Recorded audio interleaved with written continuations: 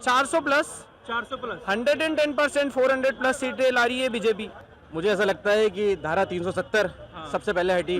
कश्मीर का रूप और दशा दोनों बदल चुके हैं। मैं एक नौजवान हूँ, मुझे ऐसा लगता है कि शायद जो सरकार मोदी सरकार कर रही है, शायद वो कांग्रेस के पास जो लीडरशिप है ही नहीं, जो लीडरशिप है भारतीय जनता पार्टी के पास। लेकिन हाँ, आज भारतीय जनता पार्टी को सनातनियों की पार्टी कहा जा सकता है। यूपी के अंदर 60,000 एमपी पुलिस कांस्टेबल की भर्ती लगी है, ठीक है, यूपी कांस्टेबल की।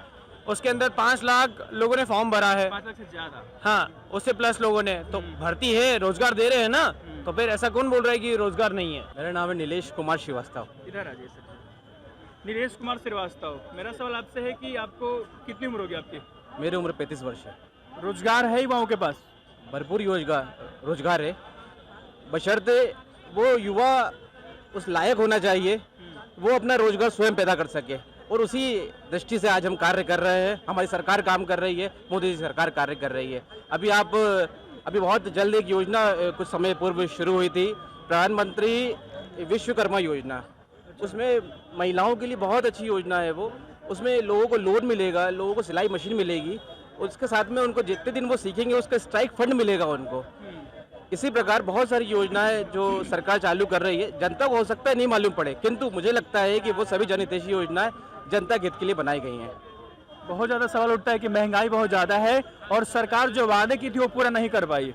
देखिए, महंगाई के रही बात, महंगाई हमेशा बढ़ती रही है, आगे भी मुझे लगता है बढ़ती रही, किंतु कुछ अंकुश जरूर लगा है। बहुत सारी जगहों पर ऐसा मुझे लगा है कि अंकुश लग चुका है। सर? हाँ, मुझे तो क्या क्या काम किया मोदी सरकार ने? आप तारीफ कर रहे हैं मोदी सरकार की, पिछले 10 सालों में आपने क्या देखा ऐसा जो अब तक गुण गा रहे हैं उस पार्टी की? मुझे ऐसा लगता है कि धारा 370 सबसे पहले हटी। कश्मीर का रूप और दशा दोनों बदल चुके हैं। जब आप दिल्ली में खड़े हुए हैं, दिल्ली में ढेर सारे कश्मीरी यहाँ रहते हैं। आप किसी भी पूछेंगे कि दिल्ली इससे जब आप कश्मीर जाते हैं तो अब आप कैसा महसूस करते हैं, निश्चित रूप से कश्मीर का रूप बदल गया है। इसी प्रकार श्री राम जी का मंदिर, हमारा आराध्य का मंदिर, जो 22 जनवरी को जिसके प्राण प्रतिष्ठा हुई है, बिल्कुल ये हम सभी सनातनियों के लिए एक गौरवान्वित पल रहा। ये आपने भी देखा, हमने भी देखा और पूरे विश्व ने देखा। सर, एक सवाल है कि मंदिर के नाम पर क्या वोट देना चाहिए लोगों को? क्योंकि कुछ लोग ये भी बोलते हैं विपक्ष वाले कि मंदिर के नाम पर राजनीति पहली पार्टी है जो बीजेपी करती है।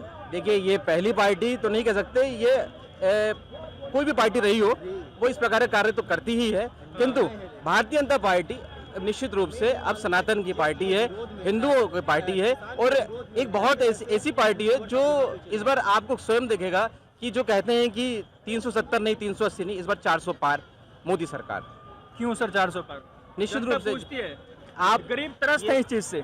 मैं एक नौजवान हूँ, मुझे ऐसा लगता है कि शायद जो सरकार मोदी सरकार कर रही है, शायद वो कांग्रेस के पास जो लीडरशिप है ही नहीं, जो लीडरशिप है भारतीय जनता पार्टी के पास। राहुल गांधी में वो खासियत नहीं है जो आप पीएम मोदी में देखते हैं, पीएम वाली। निश्चित रूप से आप उनकी भी भारत जोड़ो यात्रा देख लीजिए। अभी मैंने कुछ समय पहले उनको भारत के ऊपर खड़ा हुआ देखा। जो आदमी भारत के नाम पर खड़ा हुआ हो, जूते रखकर, आपको लगता है कि वो आदमी आज भारत के लिए लड़ रहा है, भारत को जोड़ने का काम कर रहा है।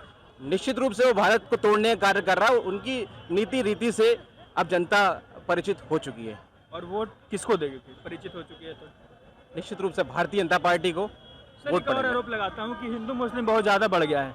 मैं पूछूंगा सबसे, यहाँ पे बताएंगे कि जब से सरकार आई है मोदी जी की, मतलब बीजेपी की, हिंदू मुस्लिम वाली राजनीति ज़्यादा हो रही है। नहीं, मुझे तो ऐसा नहीं लगता, लेकिन हाँ, आज भारतीय जनता पार्टी को सनातनियों की पार्टी कहा जा सकता है। सनातनी की पार्टी? बिल्कुल। तो सर, देश तो सभी धर्मों का है, तो सनातनियों के लिए सिर्फ क्यों एक पार्टी रह जाए?